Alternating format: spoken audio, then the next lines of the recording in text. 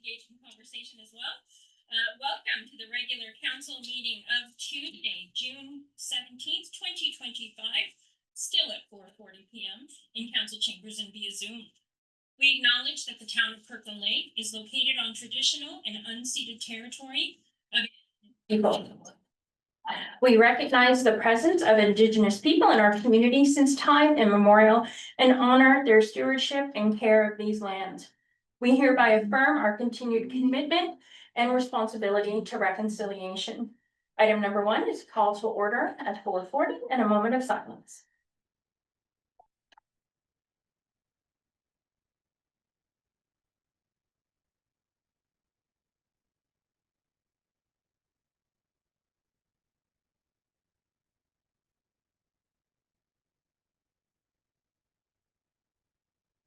Item number 2 is approval of the agenda, moved by Councillor Owen, seconded by Councillor Ranger. Councillor Owen? Yes, through you, Madam Mayor. I was told yesterday to be able to have I would have to read an amendment for tonight's. So I don't have to explain the reason and the rationale behind why the. Okay. Perfect. Madam Clerk? Just want to confirm, Madam Mayor, where's Councillor Casey Owens? Owens Okay. and seconded by Councillor Ranger. Be it resolved that the agenda for the regular meeting of council held on Tuesday, 2025, be approved as amended as follows. To receive amended attachments to item 6.2 operational key performance indicators OKPIs update. 2, to remove from the agenda item 6.6 2025 water main relining project contract award at the request of the chief administrative officer.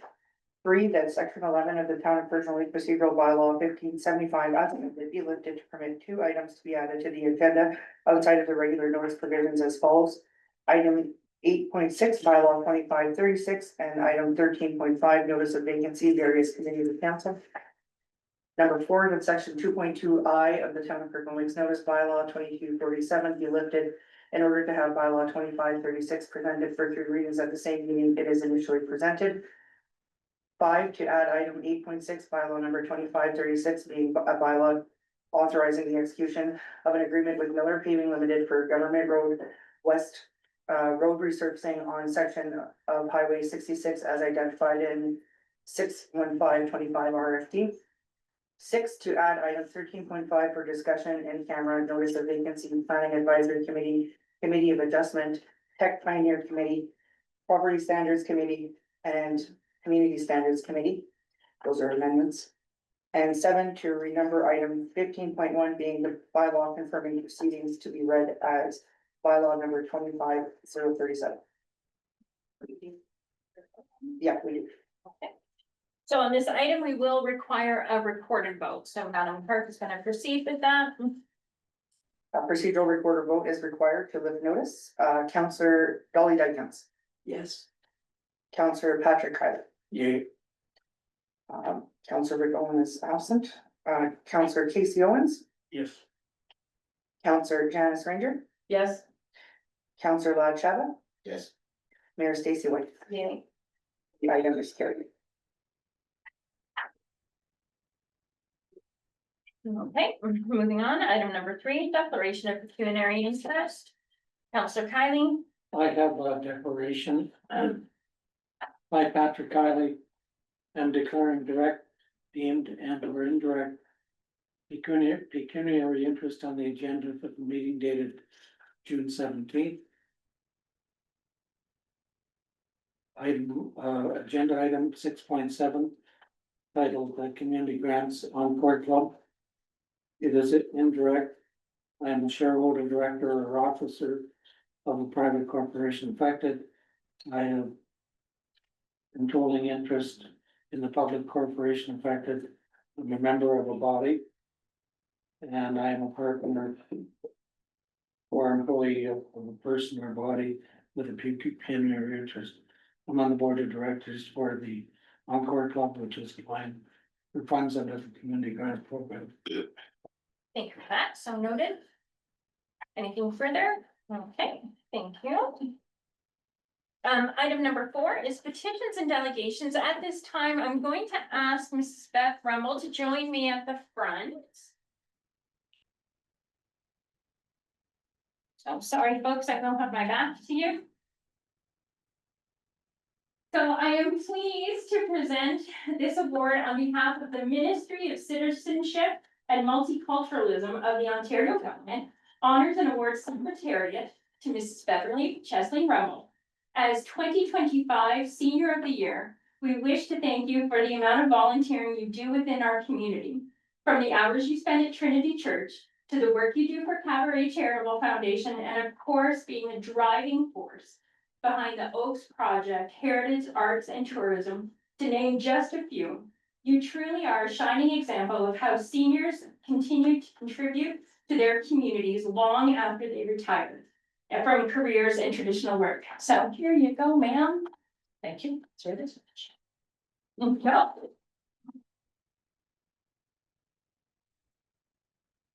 Perfect, thank you. And I like that volunteerism. Yeah. Taking this moment just to mention that. Sunday, June 29th, there's gonna be a breakfast at the museum to celebrate Canada Day weekend. $20, it takes you to the museum, we have beautiful thick French toast made with syrup, orange and apple juice, 8 cups fresh fruit, mini muffin, sausage and bacon. And it also helps to support the museum. That's one thing to put on your calendar, if you got time, you got guests coming up for that particular Sunday morning.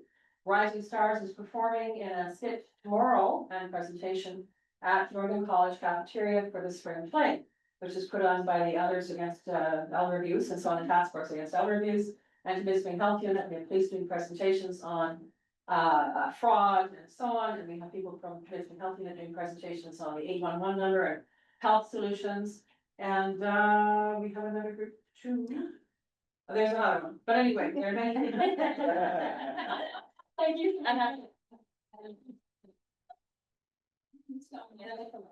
Thank you.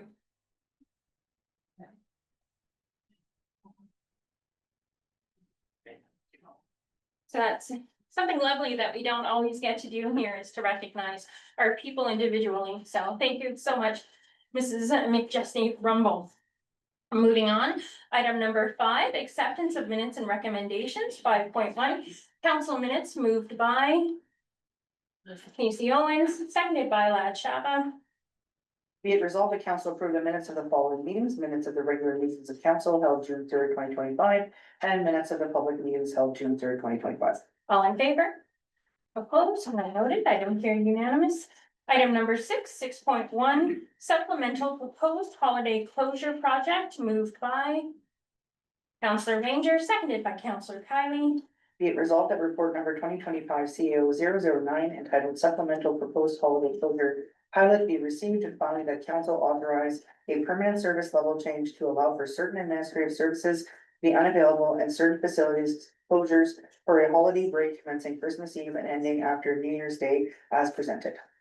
Thank you. CAO Smith will be presenting. Thank you, sir. Thank you, Madam Mayor, 2 members of council. Report before council this evening discusses the recommendation to implement a permanent holiday closure from Christmas Eve through to New Year's Day to enhance employee wellness, well-being, and operational efficiency. However, the recommended approach is different to the Administrative Services Holiday Closure pilot that council approved on October 1st, 2024. The holiday pilot closure allowed employees to take time off without using accrued leave, like vacations, for example. Now, if staff had booked time off during the holiday break, they would need to have taken that time off prior to Christmas Eve, thus not carrying over that time to 2025 or be paid out. Now, internal feedback surveys by the pilot revealed that the pilot program scored highly, contributing to employees' perception of improved work-life balance. This finding aligns with the aim of being an employer of choice related to employee engagement, retention, and wellness. Closing to the public for those 3 extra days also did not result in any formal complaints regarding reduction in service delivery over that time period, as this is usually a very time where administrative services in the corporation experiences less activity. So it is administration's opinion that closing of a non-union administrative services to the public between Christmas Eve and New Year's Day. In other words, closing those 3 extra days. Council was able to undertake an initiative that not only met administration's intent to undertake a program that would enhance the town's workplace culture, but also would underscore the town's commitment to employee well-being and operational efficiency. However, since the pilot program was only offered to non-unionized employees, there were concerns raised about perceived inequity of unionized members not receiving additional blue days. Administration acknowledges the importance of considering these perceptions and is committed to reducing inequalities where possible. Therefore, in order to take these considerations into account and to respect the integrity of the collective bargaining process and be able to still have the benefits of closing administrative services to the public over the extra 3 days, adjustments to the initial pilot project is recommended. The recommended approach still has closing of non-union administrative services to the public from New Year's Eve Christmas Eve to New Year's Day.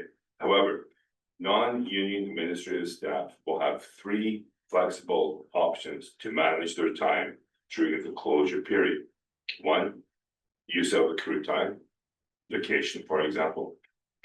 You can work during the closure with the supervisor approval. Sometimes it's nice to have some quiet time to catch up on projects and catch up on your work. And third will be this will be fully developed through a standard operating procedure. Should council agree to the recommendation contained in this report, is the quality time banking program. This is where non-union administrative staff can earn time up to 21 hours by starting early, staying late, or reducing lunch breaks, for example. These banked hours will be used to cover the closure period only. Senior management is excluded from this option. Going forward, the details of this option, the halting banking time, will be developed through a standard operating procedure. Also, public notice of the annual closure will be provided in advance. Internal operations will be adjusted to support the closure. So overall, administration is recommending that the non-union administrative services be closed ongoing from Christmas Eve through to New Year's Day. However, the pilot would be adjusted to include the 3 flexible options for staff to manage their time during the closure period. And I welcome any questions. Thank you for that report. Any questions or comments from council? Councilor Ranger? Through you, Madam Mayor, to the CAO. Well, no, if this question can be answered in public session, but has there been conversation with the union as to how this may look for them moving forward to make us an employer of choice? You, Madam Mayor, members of council, we have not engaged with any bargaining here. Okay. Councilor Dykens? Through Madam Mayor to the CEO. I understand this is non-union stuff.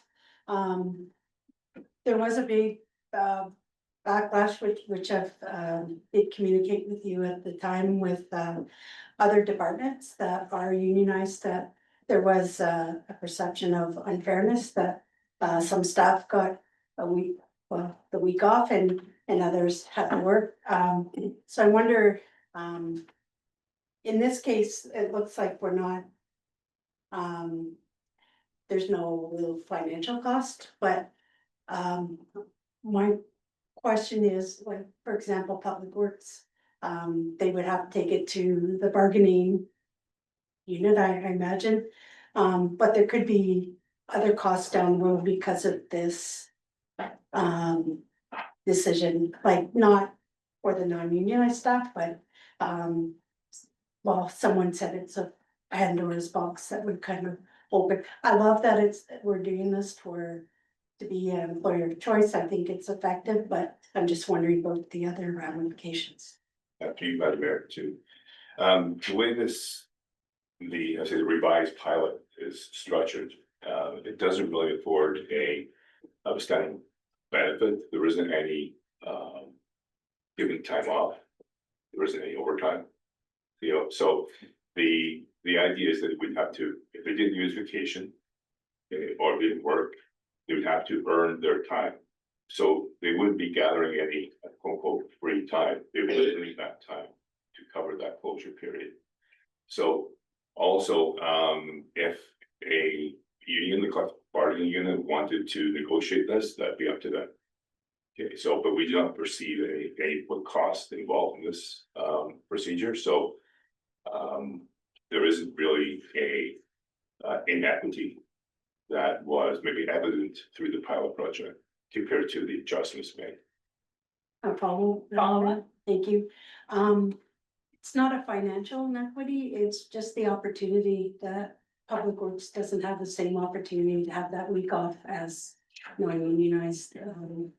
Yes, that's, So I see, yeah, Yeah. by the mayor, 2 members of council, I think also the nature of each department is different, for example, TPR, fire department, etc. You know, those are 24/7 services. Also Public Works, this is very similar to that, so again, if a bargaining unit wants to bring this up, that, you know, entirely up to them, but again, there isn't exactly a perceived financial benefit involved, so. no, it's just, sorry. Inequity of opportunity is what that I issue understand. is. Thank you. Counselor Owen? Through you, your worship, I have a couple of questions. If I read this properly.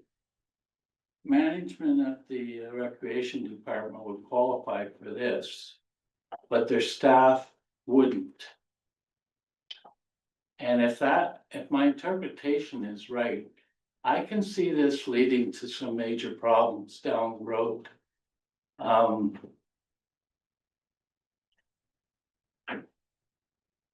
Is there a question? Well, am I correct? Through my mayor and council, the administrative staff at the complex. Okay, would be eligible for the take advantage of that closure, okay, but the complex, you know, is open during the Christmas period. Now, it would be up to that director to match her staff, but again, the employees that also the closure are unionized. So again, so, yeah, so that would have to be through the collective bargaining process if we wanted to entertain such a program for themselves. And my second question is. There's still financial things going on, there still needs to be posting done during this time period. How is that being accommodated? If you, Madam Mayor, could you clarify posting? Well, money comes in, it's gotta be posted, Oh, I it's gotta be done think, before the end of the month, Yeah. from what I understand. I see. So how is that being done when we don't have staff here? No, it began be up to the department to manage this, however, with treasury. The expectation would be that the individuals required to do that work, for example, payroll. Would come in, again, the individuals have a choice of vacation. Being involved in this program, this holiday benefit program, or work, so. For example, treasury would see an individual or two individuals come in sometime during that time period to do the appropriate posting. But there's more posting than just payroll, there's accounts receivable, accounts payable, there's taxes, there's water bills. Again, I think that would be up to, for example, the manager of that department to make sure that those activities would be accomplished. And that the impact would not be great. For that, Counselor Shava and Counselor Ranger. Very much to Madam Mayor, to the CEO. I'm in support of the general concept of work and life balance. Because we all have families and we should be able to spend time with our families, especially during holidays, but my questions are as follows. I'm not too sure, I don't have my iPad to read the whole thing, how many administrative staff that will be involved in this endeavor. And I'm not too sure which facilities will remain closed, maybe it's in the, documentation which I didn't get to.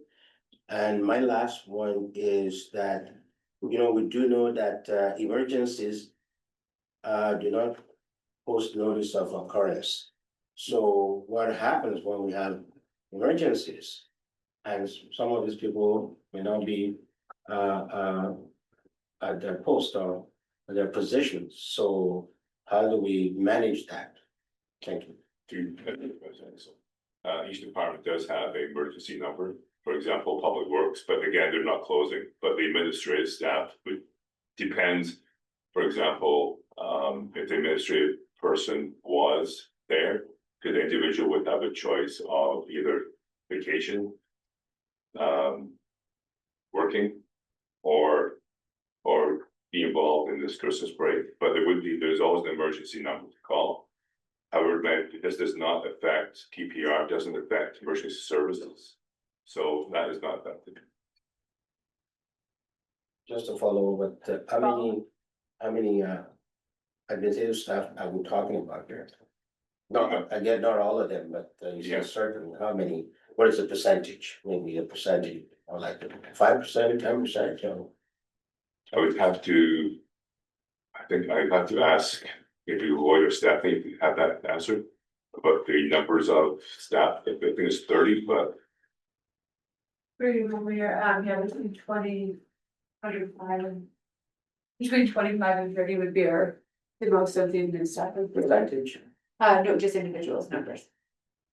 Thank you. Thank you. Councilor Ranger. Thank you, through you, Madam Mayor. It's more of a few statements.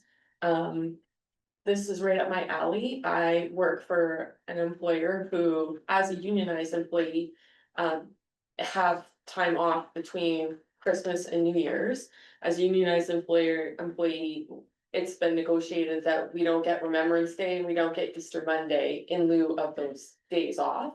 So I'm publicly hoping that some of these unions will bring forward this recommendation for their union members when they go to their next collective bargaining to request these items. I really think that it is very beneficial to be to have that time off for various, it's a very hectic and busy time of year on a social and personal level, so I think that it would benefit our employees. And I am not concerned personally at all about getting into the weeds on the day-to-day operations getting done. We have very, knowledgeable staff who will increase to get things done, knowing that they can they'll have the time off and not worry about their workload not getting done or what they're coming back to. So I think this is a great step forward, and I hope that more and more of our employees will be able to join in on this. It has to start with non-unionized employees first, because we don't have to go through collective bargaining to make those agreements with those other employees. So I hope this continues. Thanks. Anything further from members of council? I just want to note that there are, just because the nature of our operations, there will be employees that will never get these days off. It's just that simple. I work in essential services. We have essential employees that will never, regardless of negotiations, we cannot just say to the PSWs and the RNs, RPNs, no, just take this week off. Don't worry, the clients will handle themselves. There are people that will never, regardless of collective agreements, get this time off across the board. Also, our operators of heavy equipment.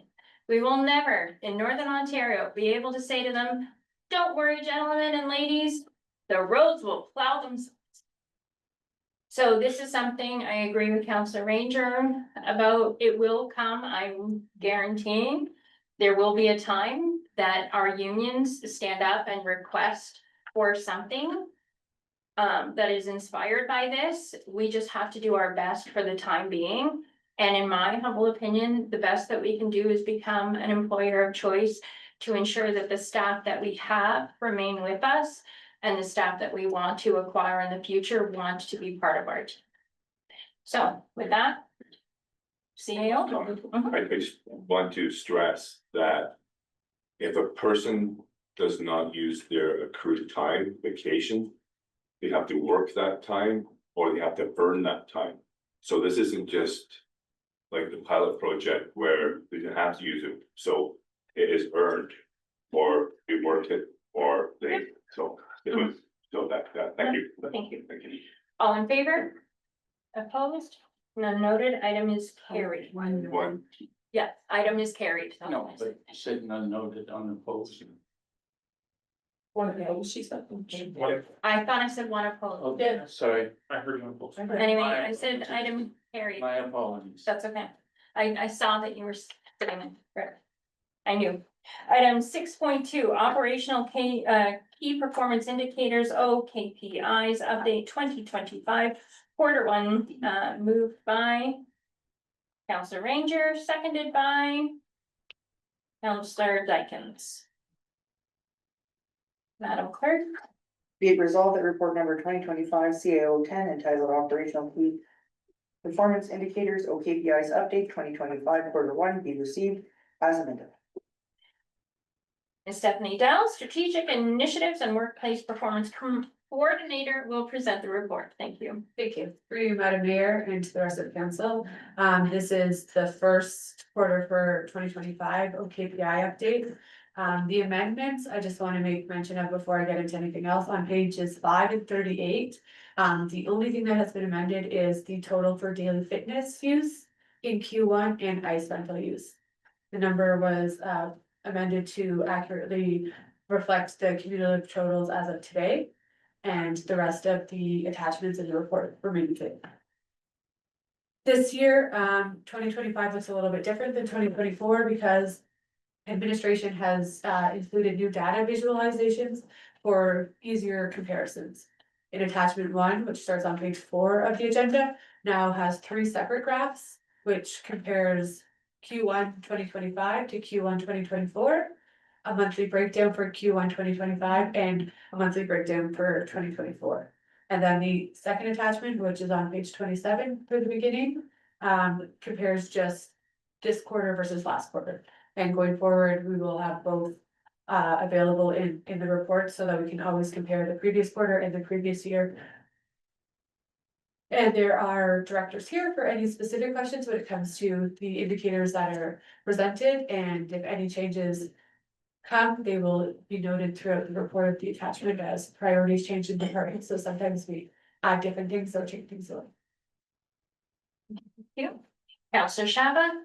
To you, Madam Mayor, I don't particularly have a question about the report. Other than say it's well presented, thank you very much, but I would suggest in future that we try to have it on PowerPoint display so that the people in the public gallery they could see exactly what is there, because we can see it on laptop, we can follow, but if you're in the gallery, you cannot follow, you cannot see any of those numbers. May I suggest that you take that into consideration for next presentation, please? So, your worship. So, sorry, Counselor Shabba, we can do that now. We can just do it. We can, the clerk is definitely able to throw it up. Transition is over. Yes. Well, we didn't get into the weeds yet. Yeah. Counselor Dykens. Through you, Madam Mayor, just to follow up on that, even when you say, well, there's a change on page 5 and 27, we can't like get Quickly, to it really yeah, quickly, so if it was up Yeah. there. Yeah. It would be just a minor thing. No, Minor, absolutely. Thank you. Yeah, it's a point well taken and we're getting it up here. Up on the screens. It is, sorry, through you, Madam Mayor, to the clerk, it is the first graph on the first attachment, but through the agenda is on page 5, so. Under community services, yeah.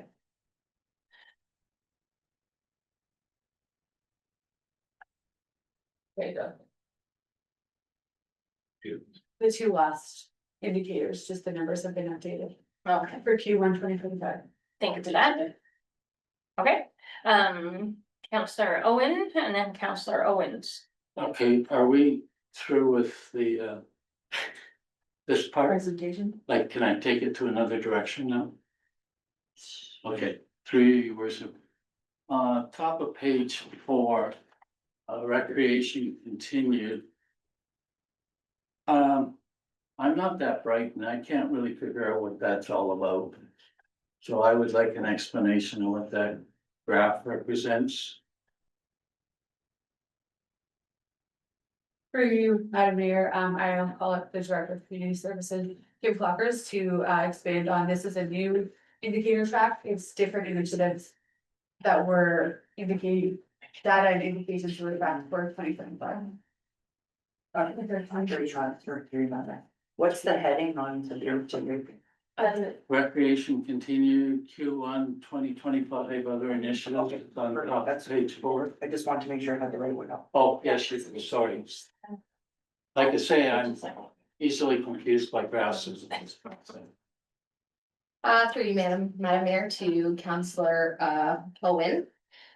So these other initiatives are other trackers that we thought were beneficial to track for 2025.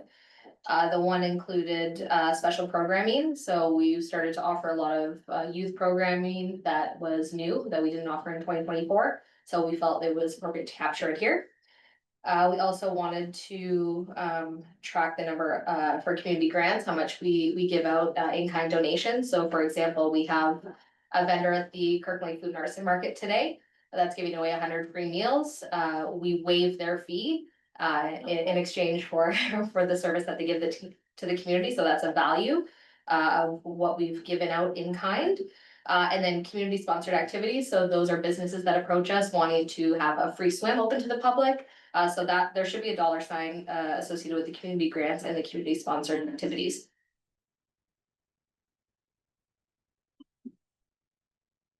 Thank you. No problem. Like I said, I'm easily confused. so- Okay. Happy to answer any questions. Counselor Owens first. Through you, Madam Mayor. There's a lot of information in here. There's a lot of numbers and sometimes numbers don't mean anything. Is there any way going forward to actually, what Director Clockers just did? What she did there to have that in the report instead of just numbers, like, and I don't wanna pick on any department.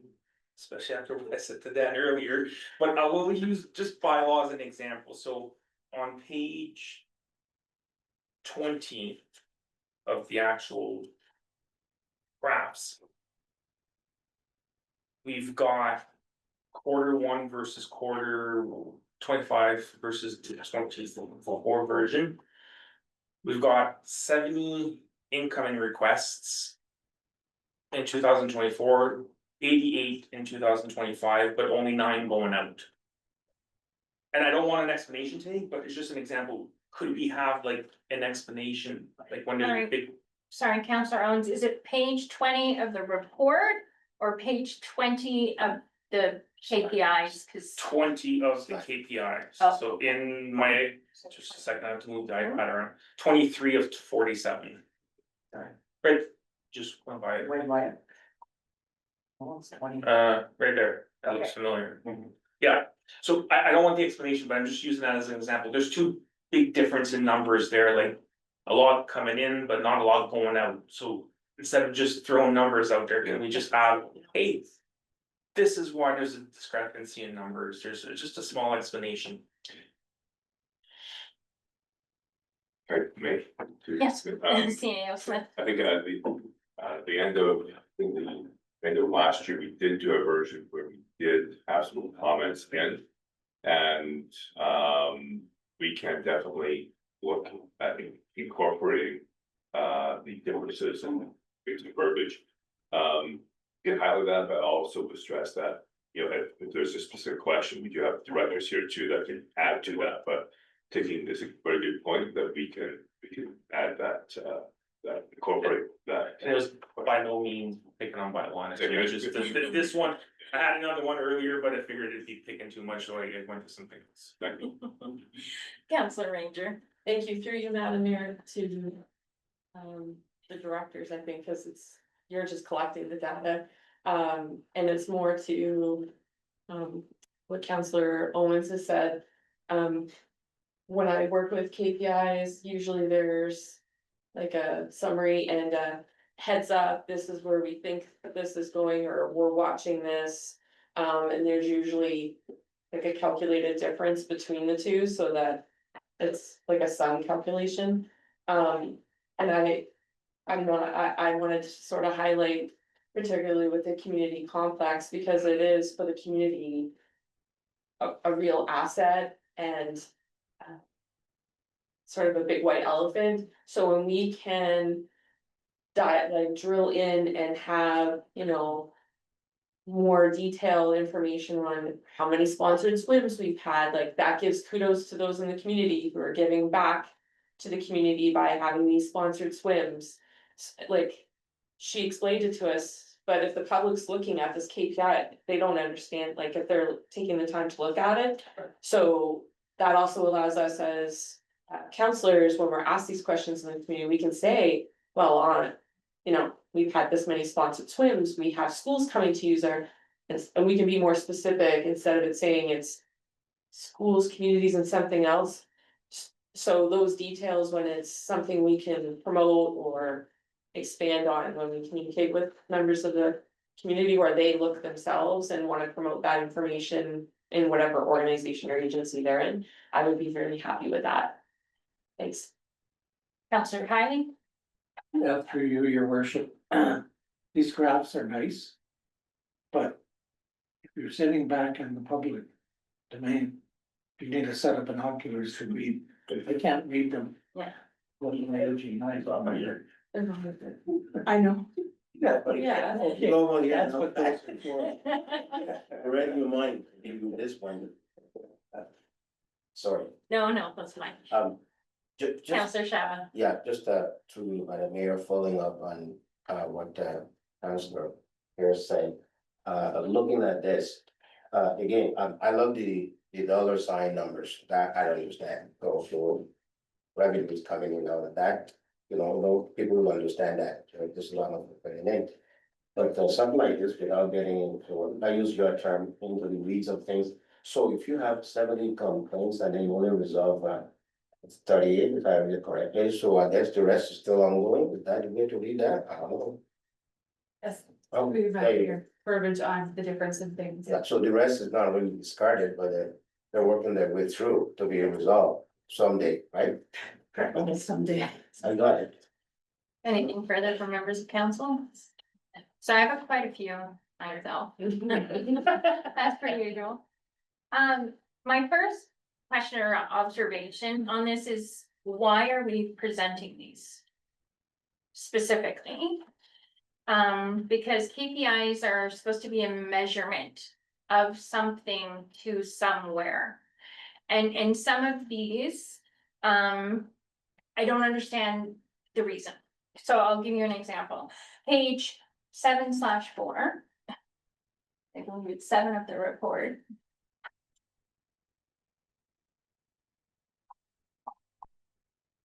That I saw before. Yes, page 7. So underneath, for cemetery, you can see that we're looking at the numbers of vault storage. Why?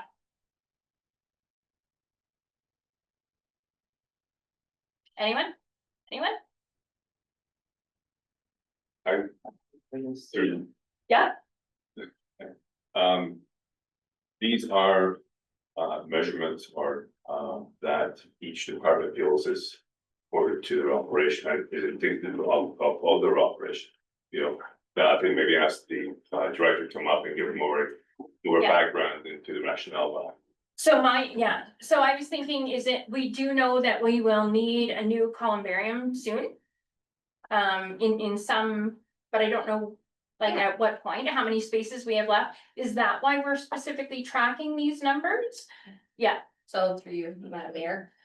So vault storage is a very minimal KPI in comparison to all, when we're actually in season at the cemetery. So typically we do track burials, cremations, the columbarium.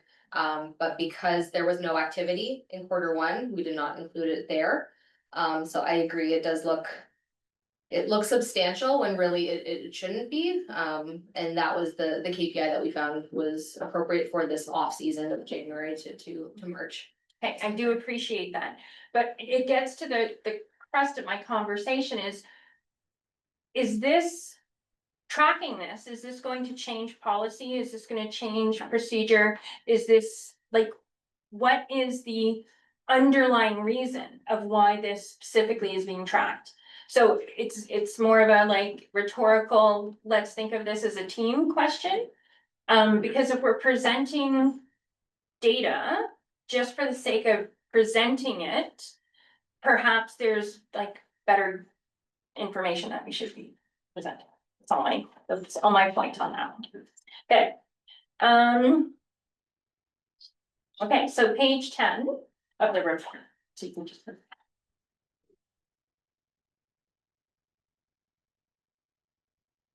So we can see that. It's not less 13, isn't it? No, page 10. Of the PDF, okay. Yes, of, when I give you the page, it'll be on your terms, not Okay. on, yes, okay, so. We see the activity requests have nearly doubled over last year, but we don't have context. I'm sure the director can give us context. Just because activities requests can be anything from streetlights being out to my road hasn't been plowed. So I can't, with this snapshot, again, without context, I'm not understanding why we're presenting this information in this way without it.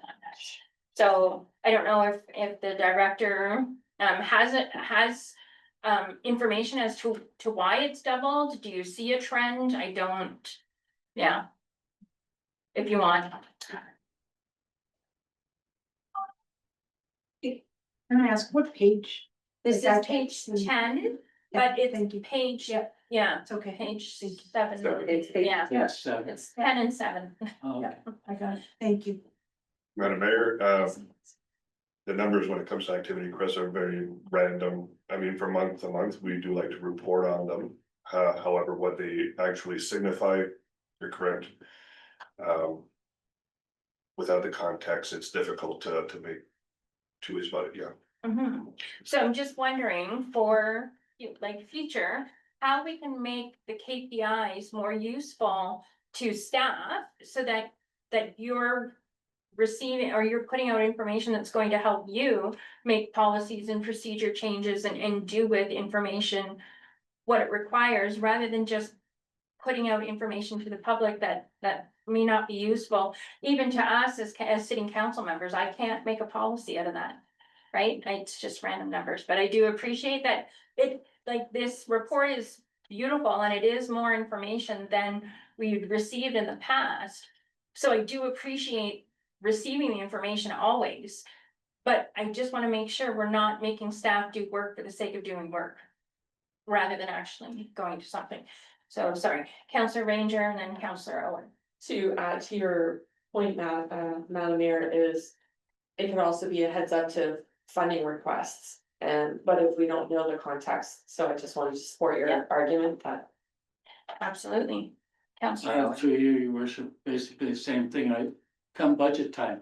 If you have 98 requests and they're all to repair the roads, okay? That says one thing to me as a councillor who's here to look after the residents of Kirkland Lake. If they're to fix the sidewalks, that says something else. So come budget time, when we're deliberating and deciding how much and where to spend the money, that type of information, for me personally, and I think for the mayor and council, would be extremely useful. And I would certainly welcome it, but I don't wanna, I don't know how much more work that creates for you. I'm not trying to create work here. But it would be very helpful. Councillor Shava.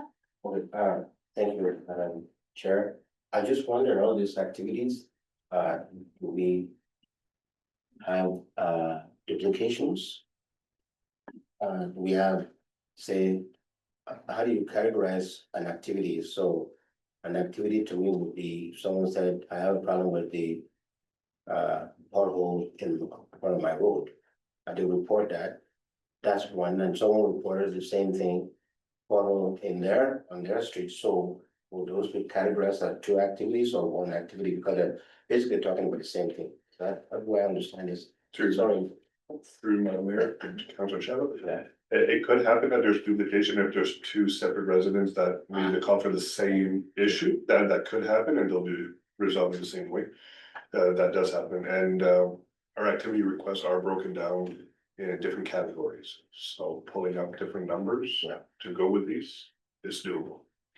Sorry, Director, Dan Labrador will also speak to kind of the questions that are circling the table. Thank you, Madam Mayor. Just to give some relevance to the activity requests, because the activity requests for Stefan's department and my department come in through the same program. As Councilor Shaba pointed out, they can be duplicated depending on a major event. So we could be fielding telephone calls from either the administrator in Stefan's department, and if it's not being answered in a timely manner, it gets picked up in my department. So we could be feeling there could be some duplication, but as Stefan said, they're all categories as to what they are.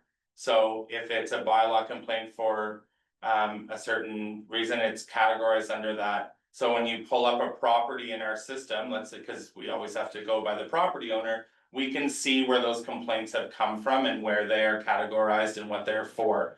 So there's definitely more in-depth information that we collect in our departments as to what those activity requests are. So as the comments were saying about if there were roads problems or if they were in bylaw or animal control, those could all be broken out under what activity requests they are. Thank you for that. So I still had several going down that, but honestly, like, I think I've made the point of, like, we just need to focus our energies on how we're going to take the data into action, I think. So, of that, 11 pages of this report were kind of devoted all to services delivered under the Director of Development and Enterprise Services. And in those charts, one can see like the upward trend currently, in most of the statistics. To me, it indicates the possible need of increased staffing. And that's the thing, is administration also coming to see in certain departments the trend that there's more workloads. We can see it in treasury as well, not that like treasury was here, but I just know from the workload, we know that land sales are coming up. So we do know, we see that trend going up over time. So again, are we using the data that's presented to build a case for staffing, etc.? So that's, again, rhetorical, but not at the same time.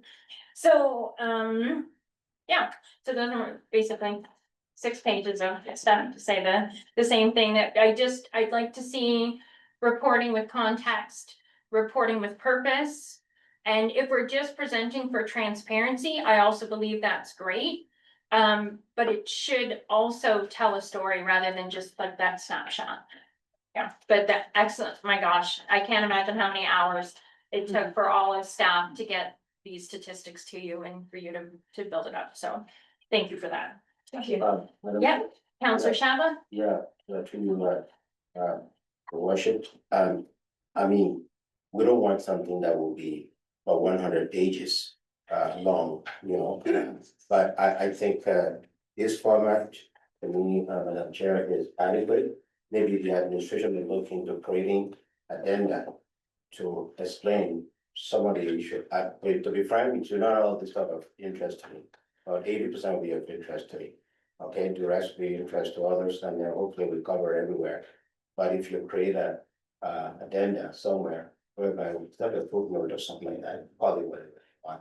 And if we want context to that particular area, so we go to data addenda or footnote to read up on that context, so that there will be no ambiguity as to what the data represent. Thank you. Thank you for that. Councilor Owen?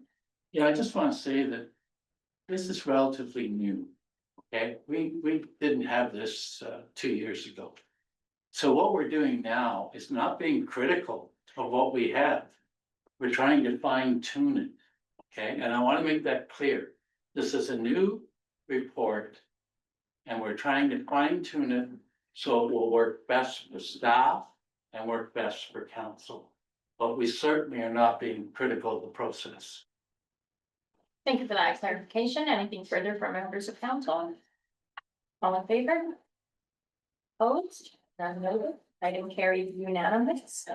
Item 6.3. Stop up and close part 1 and part 3 of Plan 54R-6438 and request to authorize easement agreement moved by Councillor Ranger, seconded by Councillor Owen. Be it resolved that report number 2025-18 entitled Stop Up and Close Part 1 and 3 of Plan 54R-6438 and request to authorize easement agreement be received. And the council approved to stop up and close parts 1 and 3 of Plan 54R-6438 Laneway. And then a bylaw to stop up and close parts 1 and 3 of Plan 54R-6438 Laneway be presented for 3 readings on July 8th, 2025. And that council approve the sale of parts 1 and 3 of Plan 54R-6438 to Michael Franciscini. And that the mayor and municipal clerk be authorized to execute the offer to purchase and all appropriate sale documents as may be required to include the laneway. And that council approve an easement agreement over parts 1 and 3 of Plan 54R-6438. And that the mayor and municipal clerk be authorized to execute the easement agreement with respect to the subject laneway and all appropriate transactional documents as may be required. And finally, that the respective execution bylaws for the sale of property and easement agreement be presented for 3 readings at an upcoming meeting. Thank you. Jenna McNaughton, Planning Administrator, will be presenting this report. So welcome. Thank you. We appreciate you. Thank you, Madam Mayor. Through the council, the owner of 8 Comfort is in the process of purchasing the agreed upon lands. In order to finalize this transaction, we do need to stop up and close the laneway. We'd like to authorize or ask if we can authorize an easement agreement over that laneway, and just present this report. So back in November 2023, council had agreed to sell a portion of land to the owner at 8 Comfort. In that report, it did present the portion of laneway. When we went back and looked through it, the wording for it wasn't actually captured in that recommendation. So we're just looking at having that added into the recommendation that's read today. In addition, we do need to have that laneway stopped up and closed. This is just part of the transaction when we are selling a portion of laneway that piece is registered as stopped up and closed. Since we are selling a portion of laneway, we were requesting that we have an easement agreement registered over top of this laneway that would essentially permit staff to go on the laneway should we need it for any reason, whether it be for storm drainage or just access through the laneway. This was communicated with the applicant and they reviewed the easement agreement. They are okay with that. There was one stipulation about they could put up a fence on the laneway. We did ask that no permanent structures are added. I believe that, the owner is currently leasing that laneway, so as part of this transaction, that lease would be null and void. I think that kind of captures the report, so. Very well, thank you. Any questions or comments from members of council? None noted. All in favor? Opposed? None noted. Item carried unanimously. Thank you. Item 6.4, supplemental proposed 2025 user fees and charges, increase to water and wastewater rates, moved by Councillor Shava, seconded by Councillor Kylie. Be it resolved that report number 2025 Corp 18 entitled Supplemental Proposed 2025 User Fees and Charges, Increase to Water and Wastewater Rates be received. And council approve the 2025 user fees and charges established for the various town departments and divisions as presented and amended. And the council approve the increase of 3.3% for water rates and 6.7% for wastewater rates in the town of Kirkland Lake for 2025 as presented. And finally, that the respective bylaws and their schedule be brought forward for 3 readings on June 17th, 2025. Thank you. This will be presented by Treasurer Lloyd Crocker as well as Director of Community Services Kim Flockers. So thank you both for joining us. You may proceed. Madam Mayor.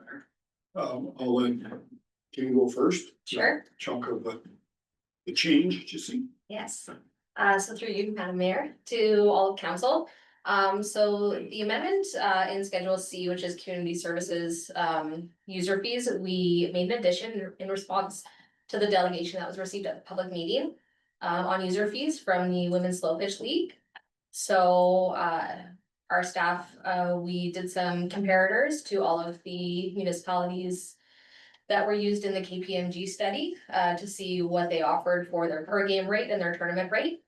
And we were able to develop a rate, so that is the addition to the user fees, which is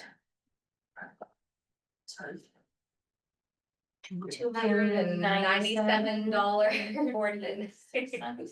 Yes. So the way that we calculated that, just for interest's sake, we did use all of the local comparators. And it seemed as though they were all charging between 6 and 7 games to develop that tournament rate. So we used less than 6 games to develop that rate, so that user fees are receiving that rate that they requested. Ball fields do cost us quite a bit of money, about $30,000. 60% of that is the cost of insurance to have ball fields. But overall, the anticipated loss, it's not significant, so we were able to offer this tournament rate. Thank you for that. Any questions on that section? Councillor Ranger, Councillor Shabbat, and then Councillor Owen. Through you, Madam Mayor, it's gonna be a continual theme that I'll bring up is it's not just locals who are using these fields, particularly when there's tournaments. And so my issue and concern, which will be brought up consistently, is how are these external non-Kirkland Lake members paying the same rate as somebody who's contributing to the tax base? So I'm just putting it's more of a theoretical question that I'm gonna ask repeatedly when it comes to any type of user fee. How are those who are not local being charged the same as? Thank you. Councillor Shabbat. Thank you, the worship, I'm just trying to highlight this insurance rate that you talk about, because during my years with soccer association, I know the parent organization had insurance for us. That's one of the reasons why I belong to the association. When we were trying to take over the maintenance of that soccer field back then, that was the issue, that hey, how was the insurance gonna be covered? So we had insurance. So my question to you is that all these players have the insurance, they don't have insurance from any of their parent association, they have any? And if not, so our insurance is to cover the players or to cover the public. So what is insurance for? You know, Through you, Madam Mayor, Councillor Shabbat, so I won't be able to get into all of the insurance and exactly what it covers, but I will let you know that all of our user groups, they do have to complete user fees and they have to submit liability insurance of $5 million. So each user group is covered. But this is the cost of, and I wasn't able to pull out the exact numbers of just specific ball fields, so it is a bit more of a global number, which includes some of Civic as well. Yes, Councillor Owen and then Councillor Dykens. Yes, through you, your worship. I don't have a problem with offering them a discount. But at the same time, minor hockey puts on tournaments and takes blocks of ice. The swim team puts on swim meets and takes blocks of ice. So my problem is, this is not fair. If we're gonna offer a special rate to an adult group, we should be also offering similar rate to our youth group. And you know, I can't see doing it for one group, but I mean, all these other organizations bring people in from out of town and they stay in help the local economy and all the same arguments, so I just wanted to put that out there. Thank you for that. Counselor Dykens? Through Madam Mayor, just people in general here, two things, other groups do get money from, I don't know if it's community grants or whatever, like, so they do get offsetting, in-kind, support, so, but I'll just leave that, I'm okay with giving them, a special rate if things aren't, they're not getting all the services that they would if they're paying per game. But also, we're bringing people in from out of town, they're buying gas, they're buying food, they're, using our town, so. Even though it may be a little bit of help to the group, it's a big bonus to our town when people are coming from out of town, so. Absolutely. Counselor Owens? Through you know, Mayor to the director, do we have to do the equivalent of the Zamboni? The ball field between each game, like we do a hockey game every 50 minutes. Madam Mayor, so that was never the intention, was to drag the fields, So there's the no- level of service. There's no extra level of service for the reduced price, whereas between hockey games, legally, you know, or for insurance purposes, whatever, you have to reserve the ice. You need staff, you have to hopefully spend electricity to charge the new ice resurfacer in a few months. So there's costs associated with a hockey tournament versus a baseball or Stokish tournament, right? Correct. Okay. And the example that Women's Low Pitch used, so they said they spent about $1,000 on their tournament last year. So with this new tournament rate, we looked and they did play 17 games. So it would only be a loss of approximately $300 in revenue by offering this tournament rate. Any further questions or comments from council? Counselor Owen? There is maintenance to the fields. And it has to be done for liability as well as playable. You have to line the fields. I'm not saying you have to drag them every game or line them. When minor hockey holds a tournament, it's no higher cost than when somebody rents it for an hour at a time. I just can't see giving one group special privileges and denying our youth groups. The swim team has struggled financially for a number of years. If any group needed assistance to keep going, I would argue they would be the group that needs the most help. So I appreciate your advocacy on behalf of other user groups. All user groups have come to us for help at some point, and we always, more often than not, vote in their favor because we do want people to come to Kirkland Lake. We do want our community members to have a good quality of life, and we do want to support everybody equally when they come to ask. I think at this time in our history, when we're begging people to come to Kirkland Lake and wanting to show our best foot forward, I think this is a positive step to get other community members here to Kirkland Lake and experience life in Kirkland Lake, even if it is for a 2-day weekend tournament. So I really do support that. Counselor Dykens? To you, Madam Mayor, I think one of the points that the slow pitch league made, that between games, the fields weren't being dragged in, like they were doing it themselves. And so I think that's one argument for, if we had to have somebody out there all day long, it would cost a lot more to do that, so they're doing it. Is that Just correct? as a point of clarification, absolutely.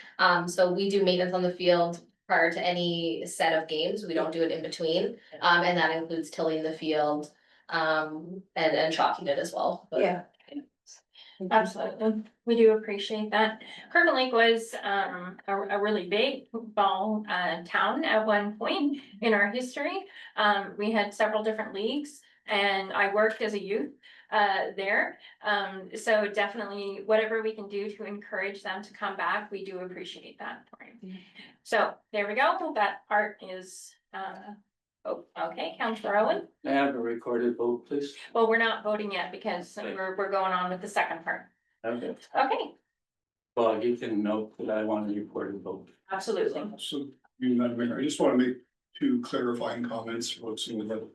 This way, so the insurance is more a general liability insurance. If somebody was injured on one of those fields, we would end up on the list getting sued So we have to carry the insurance whether or not the organization has its own insurance to indemnify themselves.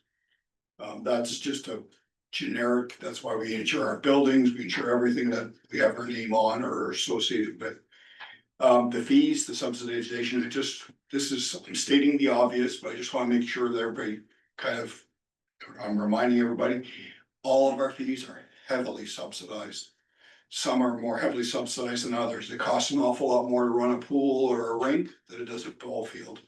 So, you know, you do your best to kind of pick some number that works across the board. But we're subsidizing every single group that we provide services to through the tax system. None of them are even break even, let alone make any money for us. So just to kind of put some guardrails on the idea of who gets more or less. It happens across the board, so. Absolutely. Okay, thank you. Moving on to water and wastewater. So, there's no changes in the water or wastewater rates that were presented in the original report, so my comments stand from that one. You can see there were some housekeeping amendments, some corrections, you know, some stuff didn't get crossed out correctly and didn't get put on there. And there's one additional fee in treasury, and that's related to the tax sales. So we found out after the fact that there's actually a fee for us to have the paper shipped to us that wasn't recoverable through the tax sale process. So we snuck that one in at the last minute. We won't be able to charge until July, so it'll be the second round of tax sales we do this year that we start charging it, but again, it was just to try and catch up, and you've already had some discussion around the baseball tournament fee. If there's any questions about any of the other fees or anything related to them, I'd be happy to answer. Sorry, Counselor Shabbat? Yeah, first, another suggestion, and the next one will be question, through you, your worship. I mean, I would really like to see a promotion like this in future coming separately. So that if someone doesn't feel comfortable with one part, then they could do so. Right now, we have actually two motions in one.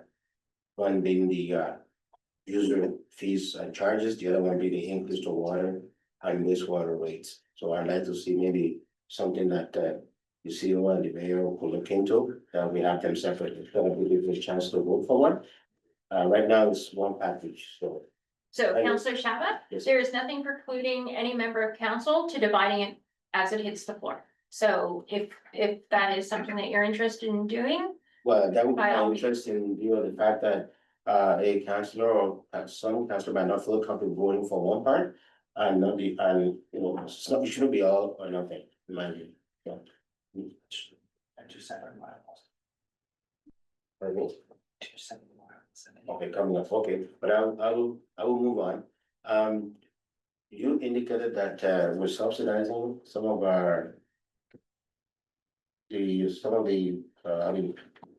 I just trying to sort of characterize, capture the way you said it, we're subsidizing every activity that we provide in the community. I just want to know about to what extent do we do that? This is news to me. I thought at least we break even. But you know, like if you go to, I mean, we have to try to break even. I understand the cost of everything, labor, materials, whatnot, but to me, this is very new to me that we're actually subsidizing just about everything. Services that we offer to taxpayers. So can you just explain a little bit of that? Through your matter, Please. to be very clear. We do not have any profit-making centers within the town of Kirkland. Like, there is nobody that we charge a fee that is sufficient to cover the costs of the services we provide. And that could range from a day pass at the pool, a day pass at the rink, the ball fields we just talked about, the library services that are provided. Pretty much everything we do, the fees are less than the actual cost of providing those services. I might be wrong, there might be something in the mix that maybe breaks even. But for the most part, I mean, that's why we have a $13 million tax levy, is to subsidize services that cannot stand by themselves. We make these decisions every time we open a pool, every time we provide any of the myriad of services that are not technically core services, things like plowing the roads and fighting fires and, you know, the stuff that's part of the strategic plan when we talk about core services and stuff like that, so. Yeah, that's the reality is that we just do not raise enough feet. Nobody would use the pool if we had to charge the amount that it costs to run the pool. I'm not picking on recreation, it's just an easy one to see right up front. You look at the building, you look at the, you know, the hydro and everything else that goes into it. You know, you'd probably have to have people shoulder to shoulder 100% of the time to get back the kind of money that's required. And that's normal in every municipality. There's some stuff in the bigger municipalities that might break even when they talk about development charges and stuff like that, but we don't have them. Follow it? I understand you, but, well, if I go to, a different community and use their pool, and they charge me less than what it's worth, to me, I look at that as a subsidy. However, you know, if I'm here paying taxes, but on the line of that would be our taxes. So, paying taxes to the municipality and then going into the pool. Well, we may not be breaking even, but I really don't see that as a subsidy, just that maybe we don't have enough. On the line that what you call subsidy, we did the taxes is then. Someone comes from King Kirkland and now they're paying the same thing that I'm paying, well, you're actually subsidizing that person in this. In the really strict sense of the word subsidy, but they don't pay anything to the municipality, whereas residents here, they pay taxes. So, so that's why I really find it very odd. So we're subsidizing you, but you're paying taxes to start with. So that's the question, how was that subsidy? And how do you quantify that subsidy? I don't know. Maybe something that we have to look at in the future. For maybe for discussion, and I just want to make sure I get it right, because it go out as a subsidy, but we're paying taxes. So, Through Madam Mayor, just one point to make is, you know, everybody in town, pick on the pool again, doesn't use the pool. yes, Right, so in theory, you have people in town who are subsidizing people who use the pool. Now, my choice of word subsidy is maybe not the best choice, I'm not sure what else I could use. But, you know, the users of whatever the service we're talking about are not bearing the full cost of running that service. And it isn't just the pool. It is everything we do. There is really no profit centers, you know, true profit centers. And there isn't in any municipality that I'm aware of. That, you know, they don't control any organizations that make money past their costs. And just to add to that, non-residents do pay a surcharge, so residents pay 20% less than non-residents for all memberships and rentals. Counselor Owen? Yeah, I just want to make a quick comment. If the rec department did not subsidize the programs, there would be no minor hockey, there would be no swim team, there would be no ball teams. If we are truly interested in the quality of life in this town, we have an obligation, well, obligation's the wrong word, but a responsibility to provide services at a level that can allow these organizations to operate. And that's exactly my experience with many, many years involved in dealing with the rec department. That's exactly what they try to do. Any, Counselor Kylie? Through you, your worship, you hit on the point that these organizations have different events and whatnot. And it draws from outside the community, or people are coming to town, some spending the night, buying groceries, gassing up and different things, so. In one way, we're not getting it directly to the pool, but we're getting it back in town, so. Your explanation, I think, is fair. We cannot, and Rick has just mentioned, we can't. We'll never be able to get money out of it for full services, so. And by any way, and that's the same in every community. Thank you for that. Anything further from members of council? Right, I'm gonna call the vote. It has been requested that it is a recorded vote. Do we require a rereading of the motion? But if you're just not thinking. A recorded vote has been requested by the part of Councillor Rick Owen, Councillor Dolly Dykens. Yay. Councillor Patrick Kiley, Yay. Councillor Rick Owen, Nay. Councillor Casey Owens, Yes. Councillor Janice Ranger, Yay. Councillor Rod Shava, Yeah, and Mayor Stacy White. Yay, The motion is passed. motion is passed. Item number, thank you very much, the two of you. Counselor, item number 6.5, connecting link 2024-2025 construction contract award, moved by Counselor Ranger and second by Counselor Owens.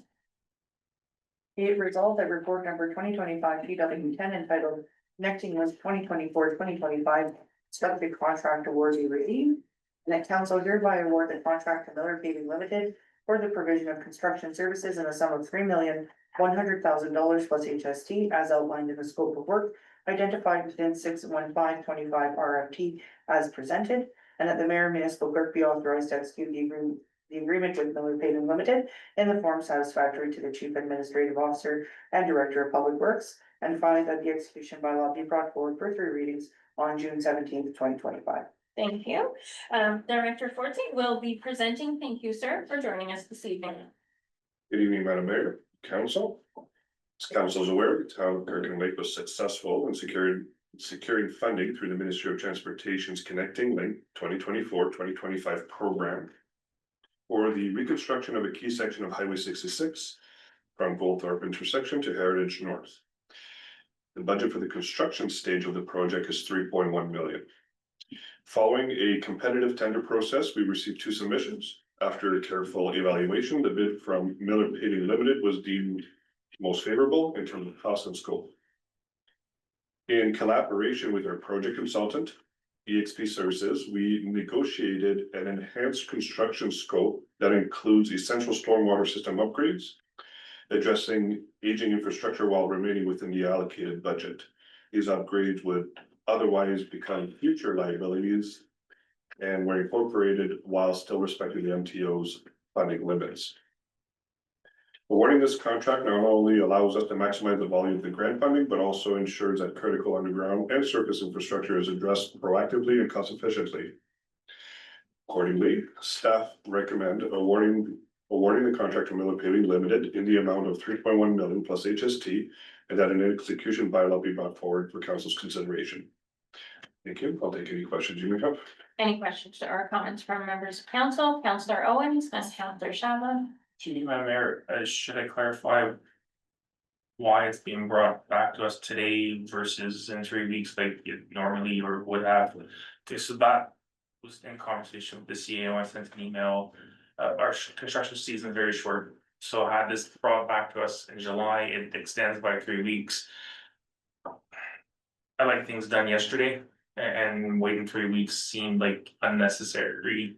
So if you can bring it back faster, hopefully Miller can put us on the schedule faster and have this done before school buses start back in September. What I heard to say. So that's why it came back earlier. Yep, thank you for that. Counselor Shava. yeah, through you, Chair, yeah, also echo that because, just traveling to Timmins today. There's a lot of activities, people are out there already, and of course, if you travel south, don't need any reminder, it's gonna take you another 45 minutes. So we have to really get on speed to prevent this rolling from the season. I know that very well. Because sometimes you call these people and say, well, sorry, we can't take care of you. And like you said, one of our meetings, I hate to see us paving when the snow is falling and all of that stuff.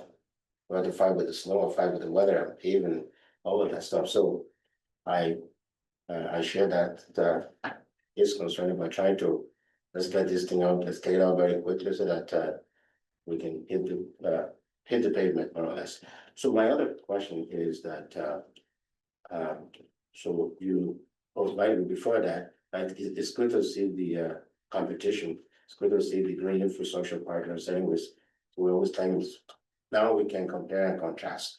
So it's good to see that composition. Now, you indicated that part of your negotiation with this is for infrastructural renewal, storm and. So is Miller gonna be doing this? This is part of this price or is it's additional price? And who is Miller gonna be doing all of this? Of the paving? Just wanna know. Through you, Madam Mayor, to Councilor Shabba. The scope of work that was modified, the contract was tendered with two options. One of the option one was to include all infrastructure in regards to storm sewer. And option two was to not do the infrastructure work, only adjust catch basin manholes and whatnot. The price came back more favorable in option two. However, there was still some funding, there was some room left to maximize the funding, so we decided to revisit the options in, well, option number one, and which entailed all the storm sewer infrastructure. And with renegotiation with Miller, scope of work was slightly adjusted and we were able to fit most of what was in option one, which is most of the stormwater infrastructure, back into the contract and within budget. Just follow up, do we not have to worry about the water lines? It's gonna go, avoid that not part of it, because I mean, when you're digging, they're all there, you know. Train one, they're all there waiting. Through you, Madam Mayor, Councilor Shabba. Yeah. I would have loved to tackle the water lines and the sewer lines as well. Unfortunately, the funding does not cover those types of expenses. Yes. Thank you. Councillor Dykens? Through you, Madam Mayor, just for clarity, under the instructions to tenders, to tenders. On page, well, it's item 5.1. It says the town of Kapuskasing reserves the right to absolute discretion, like I don't understand. That must be a typo within the RFP, apologies. Okay, yeah, I didn't understand where that fit. Yeah, no, usually we utilize templates Okay, that were used on other contracts, and this seems like a typo that you caught. okay, sorry, I didn't know if there was. Thank you. Absolutely, good catch. Anything further from members of council? Nothing further, all in favor? Opposed, none noted, thank you very much. Item number 6.6 has been withdrawn as amended, it will be spoken about at a later date. Item number 6.7, community grants program, various requests for funding, moved by Councillor Dyken, seconded by Councillor Owen. Be it resolved that report number DEV 19 entitled Community Grant Program, various requests for funding be received. Sorry, I gotta move to councilor stand, I believe. Okay.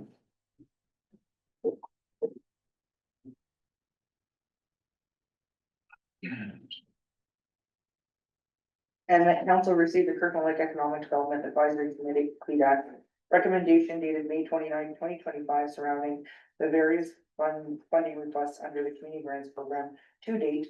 And that council approved the Royal Canadian Legion Branch 87's request under the Community Grants Program for funding totaling $3,000 to be used to assist with entertainment for the 7th annual Leave No One Behind ride for veterans.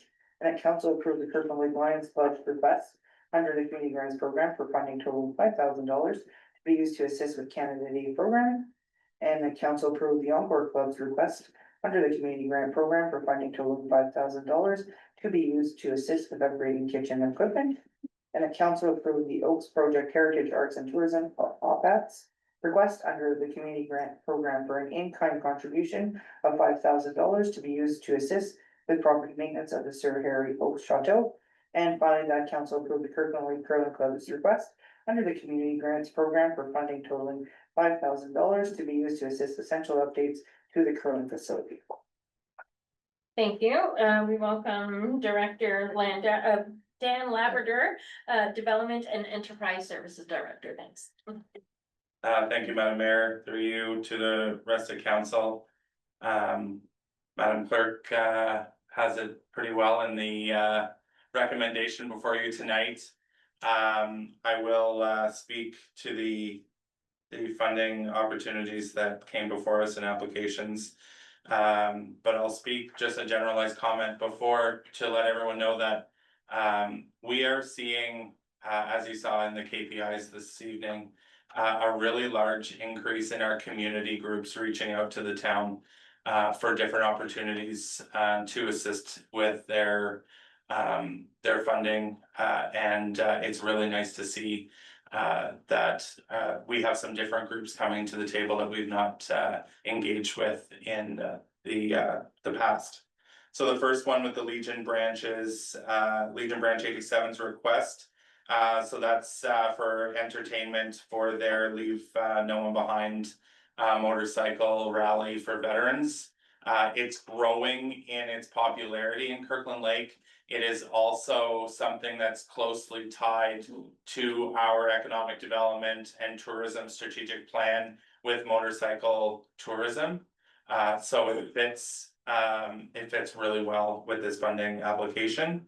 Second one is the Kirkland Lake Lions Club's request for $5,000 to assist in the Canada Day programming. Very exciting, very admirable for the Kirkland Lake Lions Club to step forward in some day programming. And what I've seen so far is going to be a nice day of programming at our civic park. Third one is for the Kirkland Lake Encore Club's community grant for $5,000 for upgrading kitchen equipment. On an economic development side, programming for seniors and seniors day programming is also highlighted. So their request for kitchen equipment upgrades in their facility is a great ask. And it's very exciting to work with the Encore Club. The next one for the Oaks Project Heritage Arts and Council for an in-kind contribution.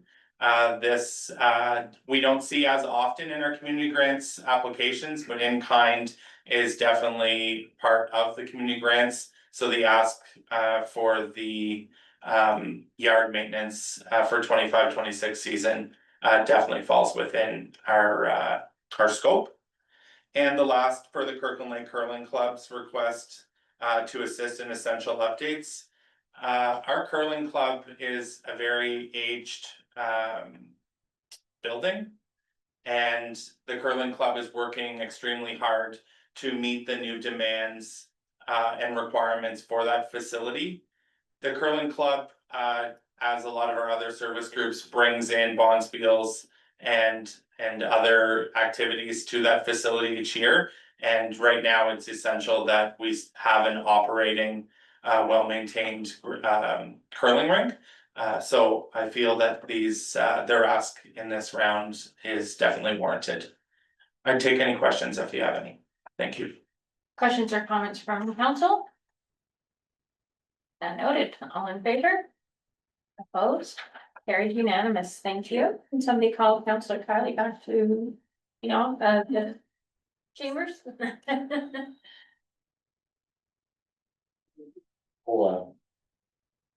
Councillor Shala, Yeah, just a, are we discussing this matter that just? no, Okay, this is just, yeah, I just noticed last time sitting out there, you used to have a table full of magazines to read. And all of a sudden, they don't have it anymore, and it was a long wait. So I hope that we can look into restore that table to use magazines. And we have to be there for a few days, but we can read the magazines while you guys are carry on. Sorry, it's a point of order. thank you for that, so noted. So, Item number 7, consideration of notice of motion, item 7.1, Councillor Ladd Shepherd, mover, request for delegations of the Federation of Northern Ontario Municipalities annual conferences, seconded by Councillor Dolly Duncan. Madam Clerk, I'll have you read the motion. Certainly, whereas the Federation of Northern Ontario Municipalities, FNOM, conference takes place every year at different locations in northeastern Ontario. And whereas these conferences have become an excellent forum for municipal leaders to engage with ministers of the Crown regarding their community's challenges. And whereas the opportunity to delegate to Ontario provincial ministers is not currently part of the FNOM conference agenda, unlike other conferences such as Rural Ontario Municipal Association, which is ROMA, Ontario Good Roads Association, which is OGRA, and the Association of Municipalities of Ontario, which is AMO. And whereas not having northeastern Ontario communities able to delegate is a missed opportunity for the municipal leaders in attendance to truly engage with the specific challenges of their northern municipalities.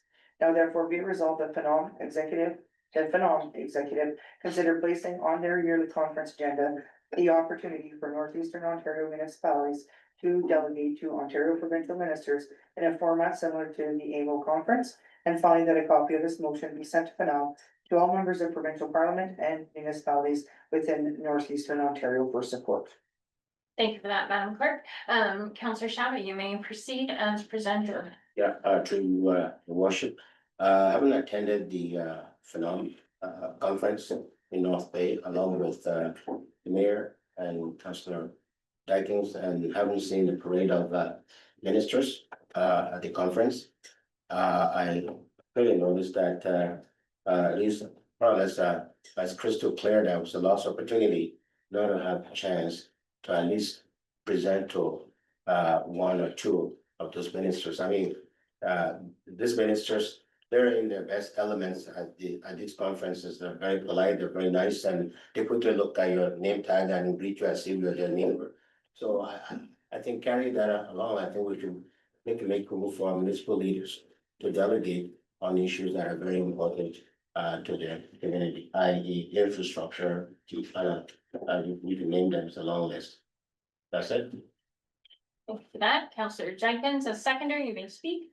Thank you, Madam Mayor. Yeah, I support, this. I think it's a good opportunity if they would avail that to, municipal leaders of the north.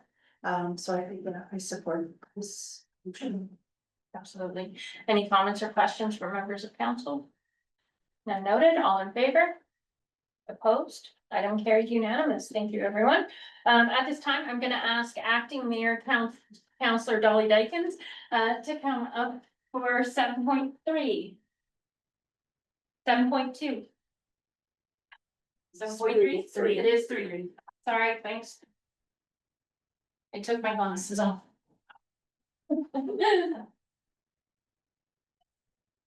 So we're going to consider 7.3, Mayor Stacy White, tax arrears, seconded by Councillor Lad Shava.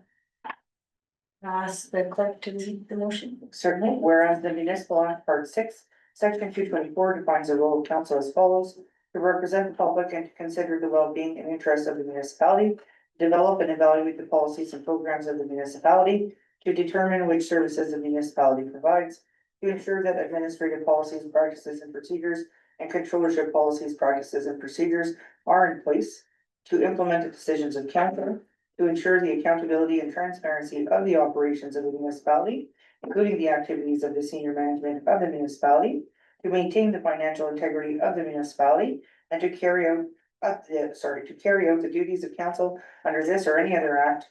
And I'm not going to read the schedule. Whereas council was presented with specific information regarding tax and water bill delinquency and properties with outstanding taxes 2021. And some note memorandum number 2021 CAO 009M and 2021 FIN 005. And whereas council finds it serious to ensure tax and water bill delinquency is decreased within the town of Kirkland Lake. And whereas presenting reports in similar formats with clear statistics and information allows for transparent comparisons, enabling the determination of successful collection practices. And whereas council recognizes the strong efforts of staff to decrease the number of properties with tax and billing arrears, therefore be it resolved that council request an information report be presented quarterly beginning in August of 2025, and finally that administration use a similar reporting format as presented in memorandum number 2024 CAO 009M and 2021 FIN 005. Thank you, Madam Clerk. Mayor White, would you like to address your motion? Thank you, through you, acting Chair Dykins, acting mayor. So, so I did include, and I hope council had the opportunity to look up what information was previously requested. The reports that I noted in my motion came about through request of notice of motion of former council member Eugene Ivanov and one from myself. So back in 2021, we hadn't received the same kind of follow-up reporting since then, even though we often ask where we stand for billing and tax arrears. So I just wanted to give council and members of the public, just a little bit of awareness of what we used to, or what we did receive. So the items was actually presented in a memorandum to council rather than a report. And it was very, very short. This was the whole report for the one, and it was simply the properties with outstanding taxes of more than 1 year. At the time was 121. 2 years at the time was 48 properties. 3 years or more was 126 properties. There had been no properties registered in 2021 at the time of the report. At the time of the report, there were 108 property owners who had delinquent taxes that owned more than one property. And there had been no rental income seized in 2021. The other report notes the number of properties that were in tax arrears and water arrears as of December 31st, 2020. And those numbers not only were the total given, but they were also broken down in the number of residential customers versus commercial or monthly customers. The second item was the number of properties without a single payment in the year of 2020. And again, a total was given and the two breakdowns. Item number 3 was the total monetary value of collections on said properties. So as of December 31st, 2020, there was $3,072,593 owed. A large portion was owed by 3 properties alone. Item number 4 was how is it dealt with? Item number 5, any current policy. At that time, we didn't have a policy on collections. I can say that now we do. So we've definitely made strides. What I would like to see as per our discussion with the KPIs, I want to be able to see a linear reporting that we know, are we trending up or are we trending down? We've seen recently excellent collection, and we will be seeing those tax sales come to us very shortly. And it is incredible the work that's being done. And I want to be able to reflect that in the reporting, and I want to be able to tell our members of public, look at what our staff is doing. We are working on this issue. We are not letting it sit at that 3 million threshold any longer. So that's my 2 cents on that. Thank you, Mayor White. Seconder, Councillor Shelby, would you like to speak to the motion? To you, Madam Acting Chair, I'm in favor of this because this has been really something of a headache to all councils before us. It's been ongoing, and people will complain that we don't have this, we don't have that, we don't have anything in Kirkland Lake. But it will be that most of those people that are complaining, maybe it will be that they're the one that are not even paying their taxes, up to their taxes. So I think this report would be helpful to us and to the public. In our budget process, as you guys know around this table, there are costs that are fixed. Health unit, ESAP, all of it, they're fixed, we can't do anything. Also police, and they're fixed. So we sit around here banging our heads on the wall, fighting over the breadcrumbs that are left. And here we have $3 million outstanding in arrears that they're not coming in to help the municipalities. So I think for the people out there that they should think twice about what they think is best for this community. If they love this community, I think you should stand up and play your part. Play your part means you'll be up to date in your taxes. I agree with that. The only thing I would like to add in the future, I didn't get a chance to, actually, I can put that in my report, Madam Mayor, is that maybe we have so many categories.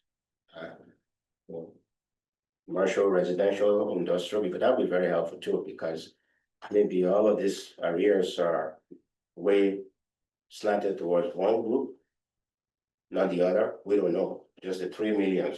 That 3 million would be maybe 80% of that would be commercial, 20, we don't know that, but if it's something that could be incorporated, that would be fine. So I support the intent of this, and we're on the right track. Thank you. Thank you, Councillor Shala. I'd like to open up to the floor for any questions, comments.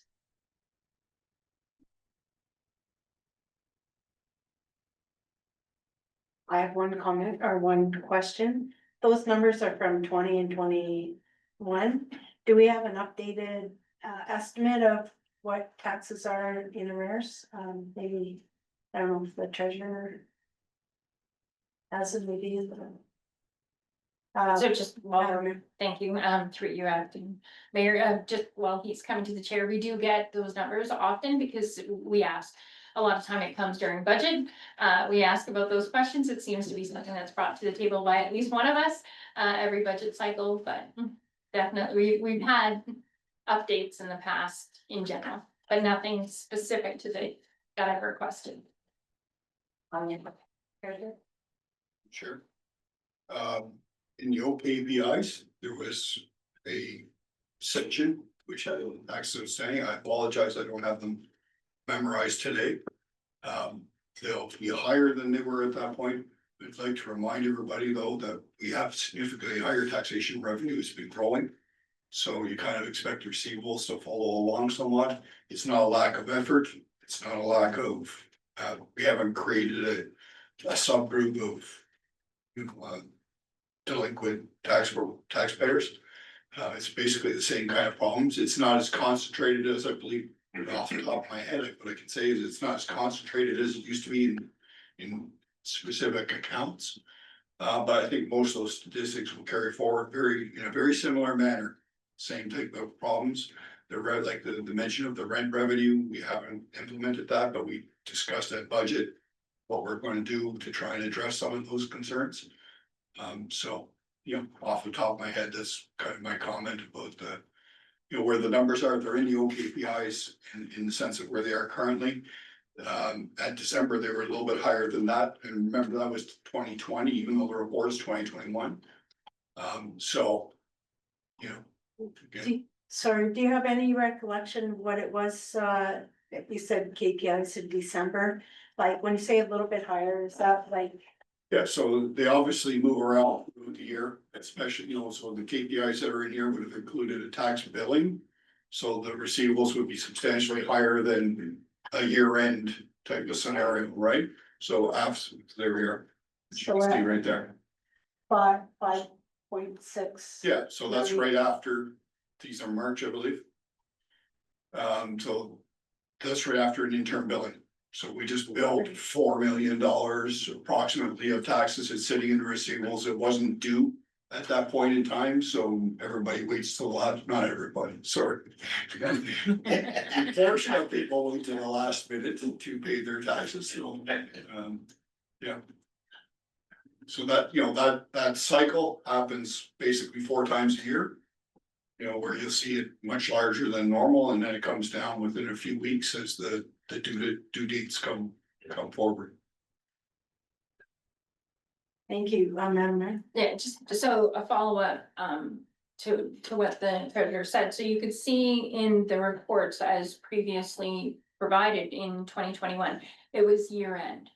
And one of the questions was, sorry, forgive me, it was the number of properties without a single payment in the year 2020.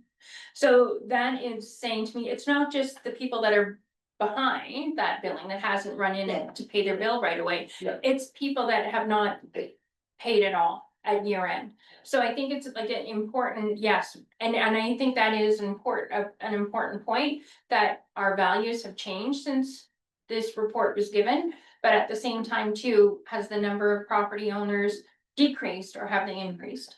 Has the residential increased or decreased? Has commercial increased or decreased? I think that will show us the trends, and we can use that kind of statistics and those kind of data to actually make policy changes if need be. And that's what I'm kind of getting at with this motion. Madam Mayor, for clarity, you're asking for a similar report to that being given 4 times a year going forward. Yes. Yeah. Any other questions or comments?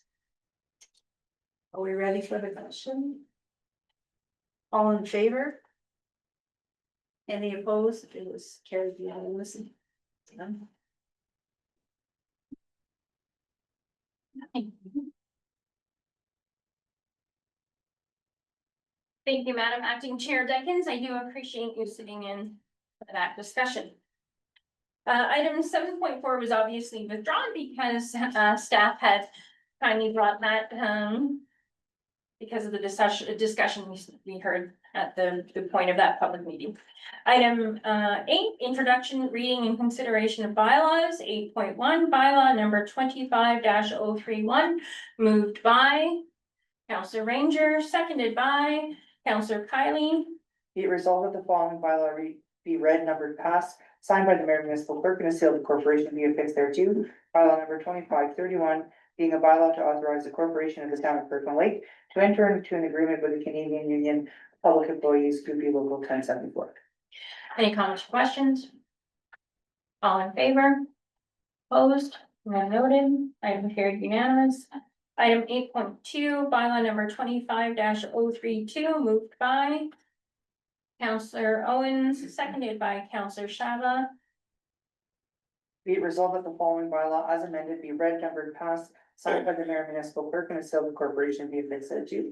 Bylaw number 2532, being a bylaw to regulate election signs within the jurisdiction of the town, or the corporation of the town of Kirkland Lake for municipal, provincial, and federal elections. I'm just gonna have Madam Clerk speak to this because there's amended underlined, so I think it's valuable to hear just a little bit about that. So, Madam Clerk. Certainly. Council will remember receiving the report and the initial report, the discussion around the table. There was a request for sketches of the 50-meter radius around voting locations and where elections are administered. So I went ahead and added the schedules as presented, and also the bylaw speaks to delegated authority for the municipal clerk to be able to update those schedules before nomination or after nomination day, and any other time that I receive information or the municipal clerk receives information surrounding a change of property ownership. So what those schedules show are the type of property ownership. So if it's a private property, or if it's a municipally owned public property, or a public property owned by another municipal or another public entity.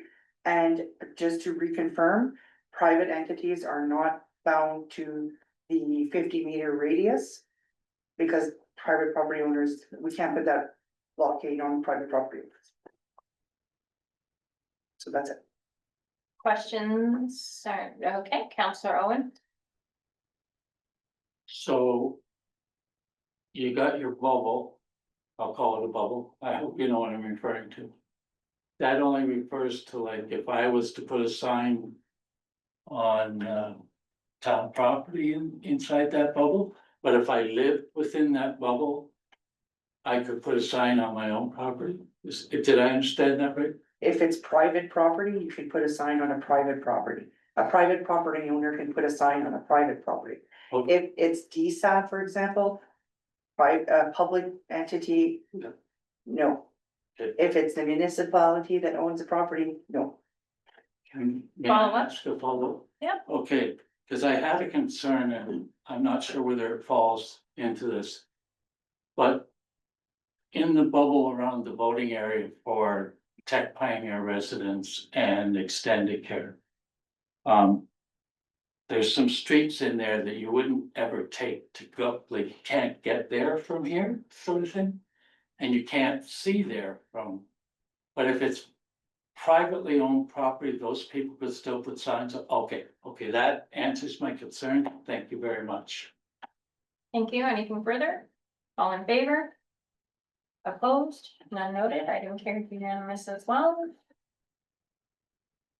Item number 8.3, bylaw number 25-033, moved by Councillor Ranger, seconded by Councillor Kylie. Be it resolved that the following bylaw be read, numbered, passed, signed by the mayor, municipal clerk, and the seal of the corporation be affixed thereto. Bylaw number 2533 being a bylaw to set the municipal water and wastewater rates for 2025. Questions or comments? All in favor? Opposed? None noted. Item carried unanimous. Item 8.4, bylaw number 25-034, moved by Councillor Owen, seconded by Councillor Ranger. Owens with an S, that's it. Be it Be it resolved that the following bylaw be read, numbered, passed, signed by the mayor and municipal clerk, and the seal of the corporation be affixed thereto. Bylaw number 2534 being a bylaw to establish and require payments of various fees and charges for the corporation of the town of Kirkland. Any questions? All in favor? Opposed? Item carried. Item 8.5, bylaw number 25-035, moved by Counselor Owen, seconded by Counselor Kylie. Be it resolved that the following bylaw be read, numbered, passed, signed by the mayor and municipal clerk, and the seal of the corporation be affixed thereto. Bylaw number 2535 being a bylaw to authorize the execution of documents related to the sale of 160 Orchard Drive. Any questions? All in favor? Opposed? None noted. Item carried unanimous. Item 8.6, bylaw number 25-036, moved by Counselor Ranger, seconded by Counselor Owens. Be it resolved that the following bylaw be read, numbered, passed, signed by the mayor and municipal clerk, and the seal of the corporation be affixed thereto. Bylaw number 2536 being a bylaw authorizing the execution of an agreement with Miller Paving Limited for Government Road West road resurfacing on a section of Highway 66 as identified in 61525 RFP. Any questions? All in favor? Opposed? None noted. Item carried unanimous. Item number 9, questions from council to staff. There were none submitted prior to this meeting. Item number 10, notices of motion. None noted. Item number 11, councilors' reports. Does any members of council have anything to report on in the community or any boards or committees they attend? Counselor Owens? Yes, to you, you were. No, Owens. Oh, sorry. I saw, you have to look at where she's pointing. Left to right. Yes, I'm not with it. No, there was a reason why I gave you that version. Through you, Madam Chair, I don't wanna give the impression I don't go to my meetings, because I do attend the meetings, and I have been going to the Northeastern Public Health meetings. Mergers are not fun. It is not a fun situation to be in. The merger happened. We knew it was coming. The turnaround time was very quick. And to take two territories and merge them into one, I feel like Kirkland Lake or Temiskaming is being lost in this process. But there are things happening, just not. It's hard to pick and choose what to present, because right now most of the attention is focused on trying to take these two organizations and merging them into one and to have one common system for the entire group. So we're at the process now where different directors or the working groups have been merged into common groups within the district. So managers from New Liskeard will have employees throughout Northeastern Ontario. So there's a lot of hurdles to jump through. Paying staff was a problem, paying bills was a problem, and they've overcome these. The next big hurdle to come out soon will be the branding of Northeastern Public Health. And hopefully at that point, it's gonna feel more like Northeastern Public Health and not Temiskaming joining Porcupine. So look for that throughout month of June. Something should be made public when it comes to that. Thank you for that. Counselor Owen. My apologies, Councillor Owens. I have a lot on my mind these days. Last night I attended the annual art show at Central Public School, and I used to cover these as a reporter. And I was amazed then, and I'm still amazed at the quality of the work that these young students put out. And the pride that they take in showing their parents and their grandparents their work. The nice part about, well, one of the things I found nice about the event was that as grandparents, we were able to buy our grandchildren's art. So I now have 2 professional artists in the family. But, and this evening they have lots of activities outside as well. This evening has grown from just a school event to a community event. There's a lot of people there. So maybe their neighbors' kids go to Central or whatever. And so it's much bigger than just the immediate school family. After that event, my two grandchildren that attended went to the Reese Pilion Luce Parks Memorial Park. And I was so happy to see them playing there and not on their tablets. It was really nice to see, and there's so many things that they can get into there without getting into trouble. But I want to commend the volunteers that maintain that park for us, because I believe it was the day before a transport truck pulled up. And it was like Christmas morning. I was sitting waiting for no one after school. And we knew something big that they were gonna unload from this transport truck. Well, as it turns out, the box on the truck tilted up, and it was a whole load of wood chips. And they added it to the park, and it's one of the partnerships of many that the town of Kirkland Lake has with residents. And I think it's something that we need to celebrate. You know, we have so many partnerships, like the cross-country ski club, the soccer association, although that partnership has changed. The park here, Tobin Operating Authority, Culver Park Operating Authority. And by doing that, they're adding to the community, to the quality of life in this town. And at minimal to no expense to the taxpayers. And they're doing it because they love this town as much as I do. So I want to commend all the volunteers that are involved with partnerships, and hopefully we can continue to develop new partnerships. But this, the group that's running Reese Memorial Park, Reese Pilion Memorial, Luce Parks Memorial Park is doing a phenomenal job. Thank you for that. Anything further? I got us. Oh, what? Yeah, no, I'm last. Counselor Shabba. You speak on my behalf. For myself, I only have a sticky note tonight, so yeah, no long list. I did, since the last council meeting, I did attend the Canadian Mining Expo. I did have my regular breakfast with CAO of Blanche River Health. I did attend the Economic Development Committee meeting, which resulted in some of the reports we saw tonight. I did have the honor and pleasure of attending the 82nd anniversary inspection and parade of the 288 Red Fox Royal Canadian Air Cadets.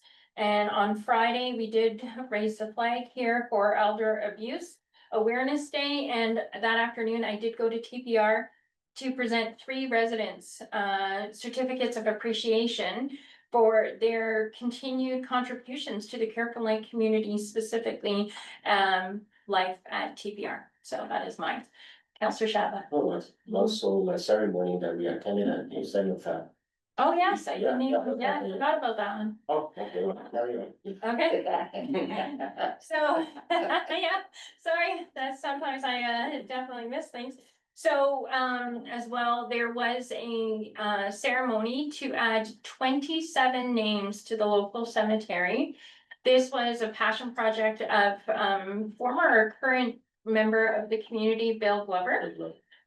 He is kind of a local historian. He has written a book about the 150 names of the individuals that were currently on the cenotaph. And in that research that he did, he found actually 45 names of individuals from Kirkland Lake that weren't on our cenotaph.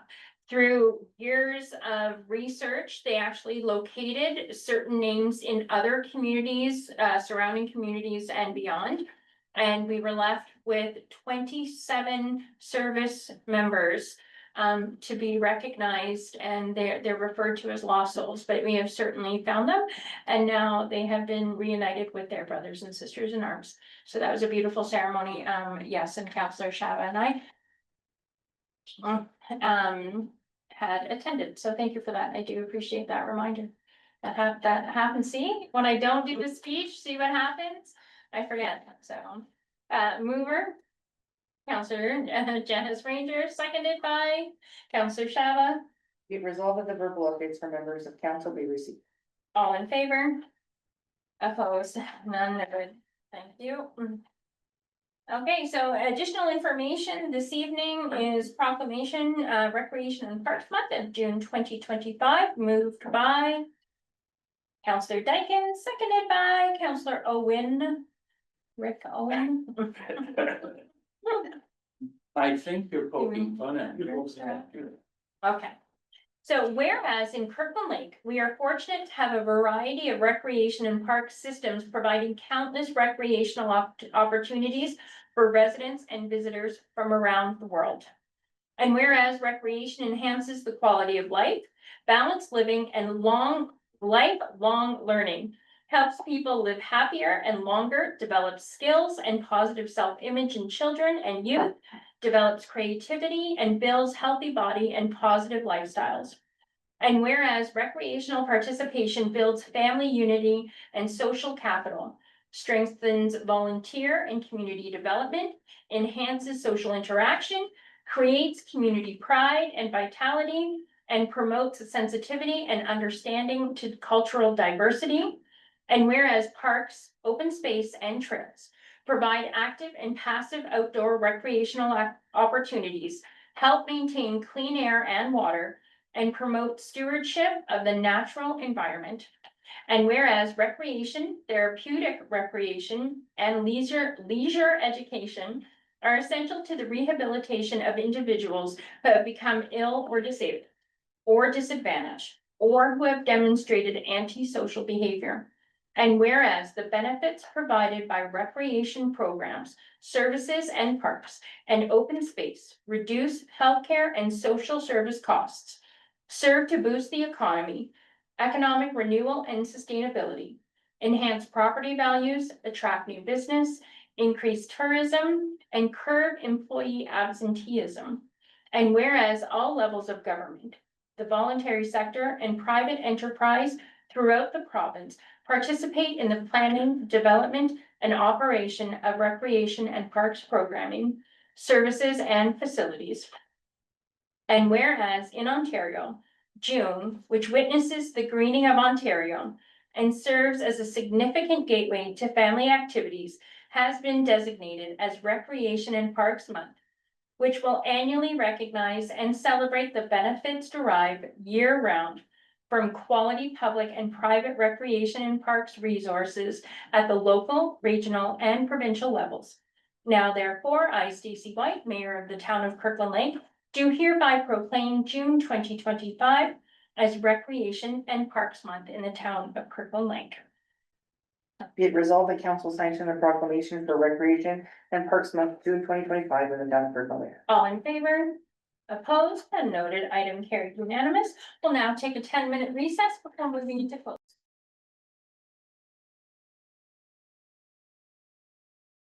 We'll now rise from recess and move into closed session, moved by Councillor Ranger, seconded by Councillor Shava.